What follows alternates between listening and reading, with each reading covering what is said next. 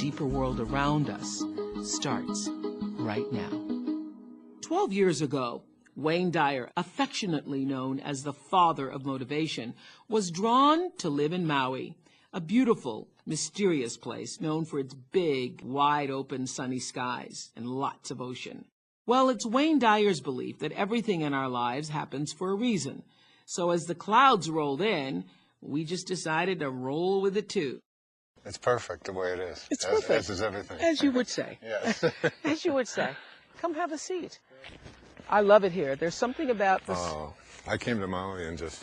How many years have you been here? 12 full-time. Yeah, well, it has not been that long for me, but there's something, there's a reason why they call it paradise. Oh, yeah. And it feels so trite to call it that sometimes, but it really Not is. for me. Yeah. And they always say, don't you get island fever? And I say, I only get the fever when I have to leave. I just, I'm going to the mainland, I get mainland fever. I'm now a little sick because I have to leave tomorrow, and I get that, but I'm reading Wishes Fulfilled. I'm trying to manifest something different for myself. We can take care of that for you, really. I'm trying to, literally this morning, I woke up and I was feeling, oh God, I only have one more day. And then I said, you can choose another thought. That's right. You can choose another day, too. You can choose another day, too. Absolutely. You can do that, too. I wanted to say, do you remember the first time you were on the show? I remember the first time I met you. Absolutely. It was in Baltimore. Wow. And with that Richard was even Scher, before the show. 1978. But the one thing I always remember about you, because I did the show with you maybe 4 times up there. Yes. And you used to always touch my leg when I would get me to stop talking.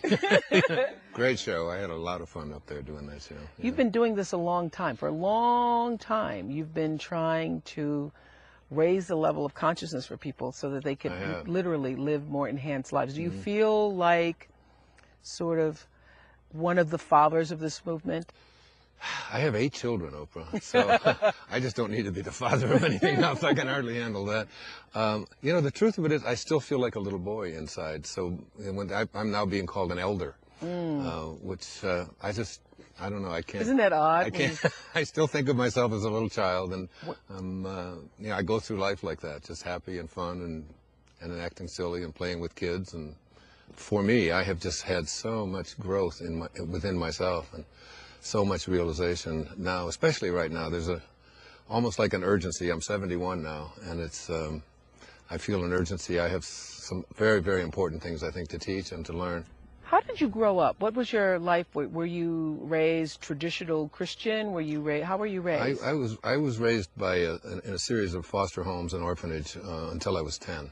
My father walked out on my mother. She had 3 little boys by the time she was like 22 years old, and I was the youngest. And so we were put into foster homes and so on until I was 10. And I was in different kinds of homes all the time.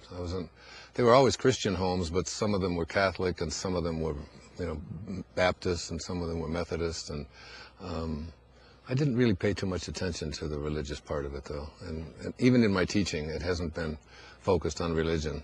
It's much more focused on consciousness and love and kindness. What was the awakening moment for you that you realized that there was more to, quote, religion, more to life than what appeared to be? Probably the most important moment of my life occurred when I was 34 years old, just a few years before I met you. I went to my father's grave. I was sent there by a series of just mystical kinds of things that just could never have happened. You could never intellectually explain how I got to my father's grave, because this was a man I grew up hating. I mean, bitterly hating. My 2 brothers didn't care, but I was angry at him all the time, and I would have bad dreams about him. I'd wake up punching him, and I'd be in a cold sweat and so on. And I ended up at his grave in 1974. The story's too long to tell. I've written about it in many of my books, and told the story. But I stood at my father's grave August the 27th, 1974, just before I wrote Your Erroneous Sounds. And my life was out of control at that time. I was overweight. I was in bad relationships. I was heading for death, really. I was eating terribly. And my writing wasn't going well. Nothing much was working.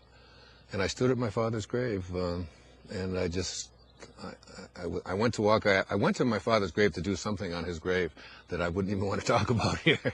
And just as I was leaving the gravesite, I was called back almost like mystically, and I just said, from this moment on, I send you love. I forgive you. Who am I to judge you and tell you what your life should have been? And, But you went there to do the opposite. I went there because I just wanted to have closure. I really always just wanted to meet this man, and I didn't even know he had been dead. And he'd been dead 10 years before I even found out that he had been dead. So that was a major turning point in my life. When you could feel the love. Yeah. Yeah. Yeah. Forgive. Yeah. There's that wonderful line that Mark Twain says, that forgiveness is the fragrance that the violet sheds on the heel that has crushed it. You know, and it's this beautiful idea of being able to send love regardless of what comes your way. Forgiveness is the fragrance that the violet sheds on the heel that has crushed it. On the heel that has crushed it. You know about that. Yeah. I mean, that's beautiful. You've had to do some of that yourself, I know. Yes, we all, if you live long enough, you do. Yeah, and there's this old idea that if you pursue revenge, you know, you better dig 2 graves because it'll kill you. It'll kill you. Yeah, it'll kill you. Holding anger for someone else is like taking your own poison. Right. And I often feel, Oprah, that maybe he incarnated into this life just to teach his youngest son, who he never met and he walked away from, how to forgive. And because of that, I've been able to affect the lives of millions of people all over the planet on all different languages. And for me, it just after I walked away from that gravesite in August of '74, I was teaching at St. John's University. I was a professor up there. I rented What were you teaching? I was teaching counseling psychology to graduate students. I flew down to Fort Lauderdale, Florida, rented an apartment in the Spindrift Motel, and I wrote Your Erroneous Zones in 14 days. Wow. Cover to cover, without any notes, without any struggle. I had been struggling with my writing. I had been writing textbooks. And today that book is like 60 million copies, 47 languages all over the world. I mean, it was everything in my life turned around when I got the rage, the hatred, the anger out of my heart. And today I write about and live something called divine love, a kind of love that never varies, a love that never changes, a love that you have for everything, for this mountain, for these trucks, for these people, for these lights, for these clouds. It's like that kind of love. That's the love I'm working on and living every day. Well, when you first came on the Oprah Winfrey Show, one of the things you said was that we all have the power of God literally inside of us. And you've taken that a step further in Wishes Fulfilled. Right. And I loved I think it was page 31, where you talked about the spark of God, that you say there's a spark in each of us. And you speak in this book really about taking that spark and literally expanding that spark so that it becomes as large or as you want it to. Yeah. Peter Dunov, this great teacher from Bulgaria, a great spiritual master, great teacher, said that that there's the Creator places a spark of Himself in every creation, every flower, every tree, every animal, and every single one of us. And that spark is, for most people, is just kept as a spark. So occasionally they will have a divine moment, or they'll have an extension of love and so on. Because everybody who's watching us right now or listening to us right now has had just a moment, hopefully, in your life where everything seemed to be really okay. Right. You ever had? Yes, I'm sure you have those all the time. I do. But then you lose it. And then you lose it. You know, I mean, I've had them where you're like pouring a cup of coffee, you're standing at the sink, or you're in your closet, and you just like, oh gosh, I am okay. Yeah. Everything is okay. And I'm really not just happy, but content and at one with everything. Everybody's, I think, had a hint of that, but can't hold on to it. What you're saying in Wishes Fulfilled is that you can hold on to it. Yeah, and you can expand that spark. That spark. And that you can expand the spark. The spark doesn't. The spark is like a dot in your humanity. Let's say I weigh 200 pounds. You know, it's 1/10 of an ounce. This little spark. It should grow to a chunk, to a piece, so it gets as big as a soccer ball inside of you. So that all you have to give away is love. That you become this. Until you get to the point, I call that the higher self. So you had me in the spark of God in you. Right. You had me when you were describing, if you will, for our audience now, the cup of the ocean in relation to the ocean. Want Right. to talk about that? Well, if it's just a good metaphor, the ocean is God. Let's say and you take a cup and you reach it into the ocean. You say, what do I have here? Yes. What I have here is a glass of God.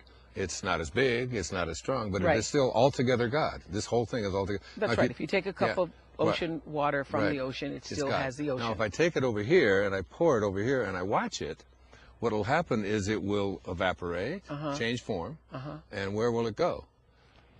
Out into the Yeah, air, and then, well, there the clouds, and then back to its source. It Right. will return to its source. right.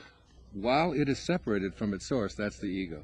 That's the part of us that believes that we are what we do, what we have, what other We believe people we're the think of vapor. We us. believe we're the cloud. Right. We don't believe know- all of that. Yes. All of the stuff, what Muktananda called the false self. Yes. The part of us that comes to believe that who you are is what you accumulate, what you accomplish, what your reputation is. You're separate from everyone else.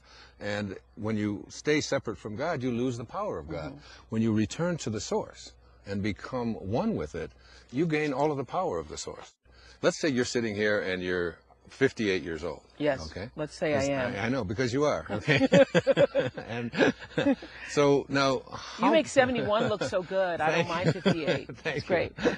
How many bodies have you been in just since you incarnated in 1954? In Mississippi. How many bodies? You were in one this big. Okay, I did love that. I love that in the book too. I underlined that. That's one of the things I underlined. And you were in a 10-year-old body, and No, let's start with you said you were in the baby you body. were in a baby body. Yes. And then you were in a little toddler body, and then in a little preteen body. Yes. And then you were in a teenage body, and you were in a 20-year-old body. You have pictures to prove it. Yes. But where is I was in a 20-year-old body, a beautiful one. I had curly hair. I was, it was like Yes. I was cute. Okay. You're still cute, Wayne. There's not one cell left of that body that I was in when I was 20 years old, and I really believe that that's who I was at the time. I do Right? find that fascinating. Okay. I'm going to So- give you that. Okay. I'm giving you that. I did Okay, find that fascinating. Yeah. So who I am is that which just keeps occupying new bodies. You talk about it all the time. It's your soul. Yes. But the soul is the part of us that is infinite. Yes. It's not finite. If Yes. it was finite, it would end someplace and it would begin someplace. But it's not. You can't touch the soul. You can't get a hold of it. Actually, when I read that sentence in your new book, Wishes Fulfilled, it's really early on. It's like in one of the early pages about the bodies and how you left the bodies. I felt great. I just got a real sense of comfort from that because I actually sensed for the first time, oh, you're just going to move out of this body and move on to whatever Exactly. that next plane is. Yeah, yes. right. Is that how you see death? Yeah. Absolutely. I Yes. mean, I don't even think there is such a thing as death. I think it's all an illusion. You're just going to drop this body. You just take off an old shoe. Yeah. So that who we are is the part of us that is infinite, the part of us that never stops. That isn't like, this isn't just my thoughts about it. I can't identify with this body. The body I'm in right now, I think is me. I think it's real. But tomorrow it'll be a different body and another. So it's learning to focus on the inner instead of the outer. All of our sense of what reality is based upon our senses, what our eyes and ears tell us, what the internet tells us, whatever. We think that that's what's real. But all of that, everything that materializes, dematerializes. So let's talk about the manifestation of your wishes, being able to create using that spark. Right. Because I'm going to just be the spark Right, and grow okay. the spark. That's okay. right. Just let me be there, Wayne. I will. I love you, no matter. You spark or whatever. Okay. Let me be just a spark. And then Right. how do I then begin to make that spark? Because that was my prayer for myself for my 58th birthday as I Right. sat here in Maui with my girlfriends. And my prayer is to be in the space of God Right. and have the space of God live and breathe through me as I live and breathe Right. through it, and to be in actually what the thread that I get through all of Wishes Fulfilled is that everything that you say, the word alignment is used Right. almost in every sentence Staying connected to your source. because it's Right. about being in alignment Staying with that. the ocean, always Yes. staying with it, not taking the ego, which is separate. So your question is, how do you go about doing it? It was Einstein's question when they would ask him about quantum physics. Yes. His response was always, it's all details. Yes. I just want to learn to think like God thinks. So how does God think?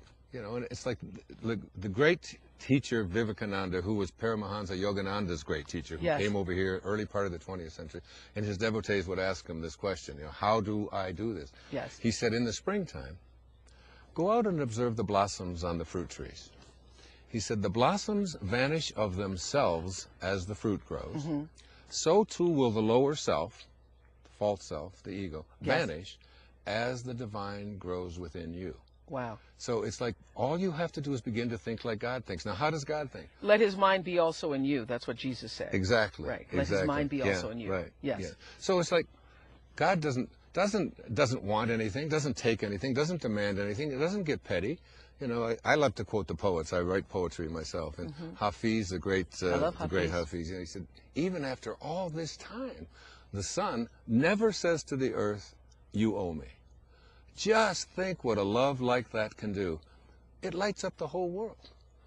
That's how you do it. It just lights up the whole. All you have to do is give and practice this divine love. I just had a thought. Your new love in your life Yes, really, she's sitting right over there. must really love you, because do you quote poetry all the time to her? I write her poetry. You write her poetry? I wrote her. Oh, I write her. that's Yes. what every woman wants, is a man who can write it and then talk it. Yes. And more importantly, live it. Yes, and she does as well. We practice this thing. I mentioned Peter Dunoff, and you look like you're not quite sure of who that name is. Albert Einstein once said that at the height of his popularity in the 40s and 50s, he said, the whole world bows before me. He said, I bow before Peter Dunoff. And Peter Dunoff was someone who was teaching divine love in Bulgaria. He was born in 1864, died when I was 4 years old in 1944. And he said there are three kinds of love. He said there's human love, there's spiritual love, and there's divine love. He said human love varies and changes. So you love somebody one day and not the next, and it's varying and so on. Spiritual love never changes, but it varies. It'll vary in degree and so on. Divine love never changes, never varies. It's all I have to give away. It's just, and you do that and this is what Jesus was teaching us. It's about loving your enemies and not hating and not, even in the Tao, we did a whole interview years ago on the Tao, and in the Tao it says that every victory in war should be celebrated by mourning, because it shows that we are still operating at these low levels of, who we are is separate from each other. In the second and third chapters of the book, you talk about higher self and being able to tap into that in a way that you ask, I love this, that whenever you're in any given situation, you ask yourself, are you operating from your lower self, your ego, which is edging God out, or are you operating from your higher self? Right. The lower self is always the self that says, what's in it for me? I want more. It's the mantra. The internal mantra is more, more, more. I'm not getting enough. What can I have? The mantra of the higher self says, how may I serve? How may I serve? How may I serve? And it's really about... Or how can I be used? That's my question. It's really about how... When we were on the way over here, I was telling Mira and three of my children who are also sitting over there, that one of the reasons that you're one of the most admired people alive is because you have lived this divine love kind of approach. I mean, your life is about giving. This is what I aspire to. Just being able to give. I mean, starting up schools and for me, it's like, and if you're not kind and loving to the cameraman and to the people who clean your toilets when you're staying in a hotel. That's how you tell how people are. Yeah, that's how absolutely. It's just like taking time to everyone. It's love for everyone.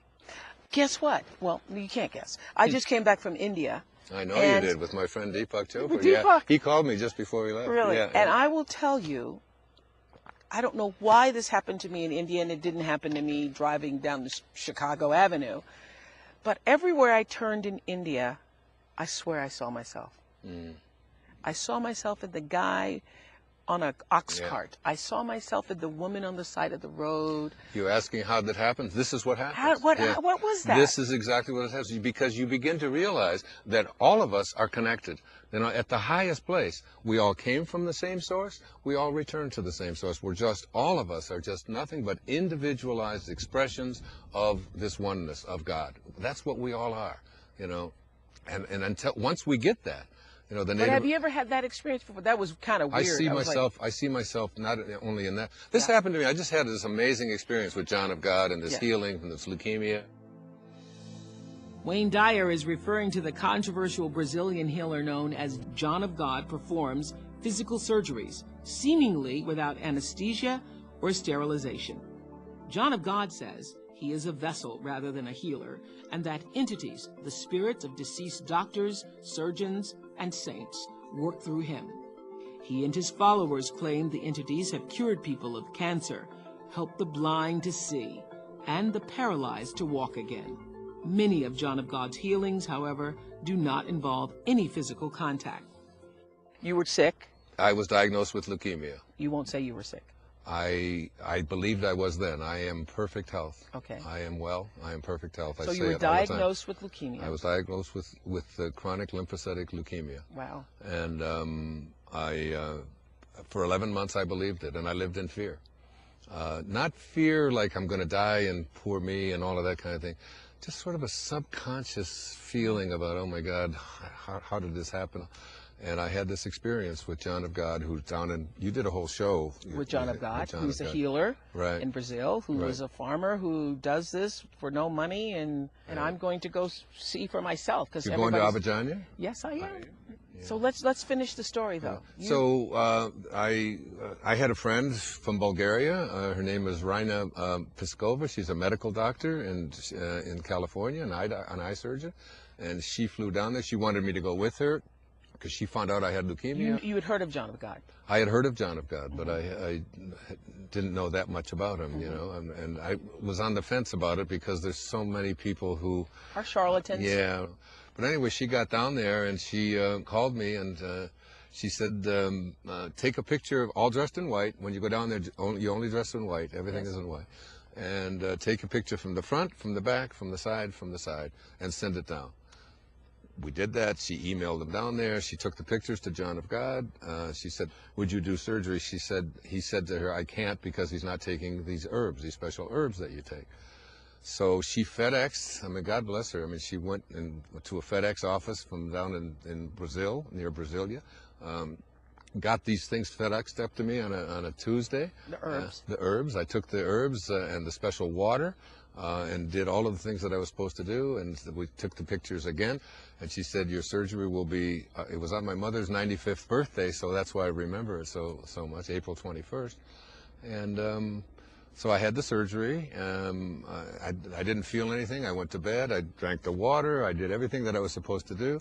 I woke up the next morning, and she called me from Brazil. What do you mean you had the surgery? I don't know, Oprah. I just had the surgery. What do you mean you had the surgery? He's in Brazil, and were you here in Maui? I was in Maui, yeah, different time zones. I know. I was as skeptical as anybody could be about this, you know.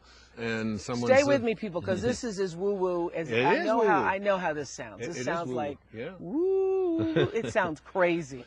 So anyway, Raina Piskova calls me from down in Abidjan. Okay. She had the surgery. I had the surgery. Now the surgery, this is a guy who can do surgery to 1,000 people in a room at the same time. This is not. He is not somebody who does the surgery.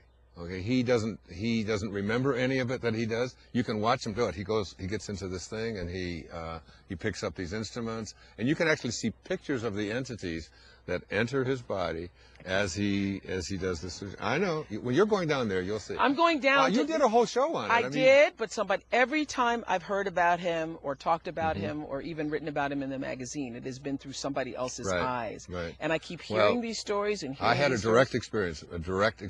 So I went to bed. I didn't feel anything. Nothing changed. This is after you've taken the herbs. I took the herbs. She said, you'll wake up at 7 o'clock. She told me what time the surgery was at 7 o'clock. She said, you'll get up at 8 o'clock, and then you'll drink some of the water, the blessed water, and you'll go right back to bed for 24 hours. Let's get to the surgery part. Okay. The surgery is it's a remote surgery. I mean, it was 12,000 miles from where I was. So it's, I don't know what happened. These are entities. They don't have any form.